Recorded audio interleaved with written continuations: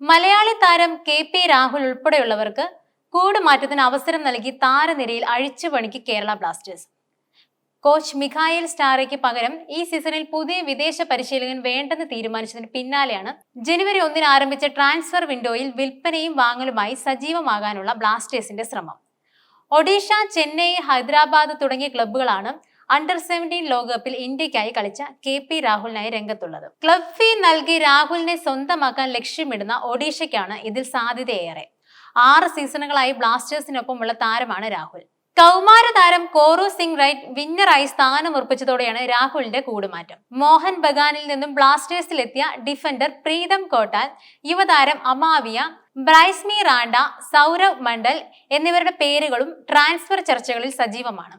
ഈ സീസണിൽ ടീമിലെത്തിയ ഫ്രഞ്ച് താരം അലക്സാൻഡ്രെ കൊയഫും ക്ലബ് വിടാനാണ് സാധ്യത. പുതിയ പ്രതിരോധ താരങ്ങളെ ടീമിലെത്തിക്കാനുള്ള നീക്കങ്ങളും നടത്തുന്നുണ്ട്. ചെന്നൈയിൽ എഫ്.സിയുടെ സെന്റർ ബാക്ക് വികാസ് യെംനമാണ് അടുത്ത സീസണിൽ ടീമിലെത്തുമെന്ന് ഉറപ്പിച്ച ഒരു താരം. ഒഡീഷ ടീമിലെ നരേന്ദർ ഗെലോട്ട്, അമയ് രണവതി എന്നിവരും ടീമിന്റെ റഡാറിലുണ്ട്. ഒഡീഷ എഫ്.സി താരങ്ങളുടെ വരവ് സ്പാനിഷ് കോച്ച് സെർജിയോ ലൊബേറയാകും അടുത്ത സീസണിൽ ബ്ലാസ്റ്റേഴ്സ് കോച്ച് എന്ന അഭ്യൂഹങ്ങളും ശക്തിപ്പെടുത്തുന്നുണ്ട്. ജനുവരി 31 വരെയാണ് ട്രാൻസ്ഫർ ജാലകം.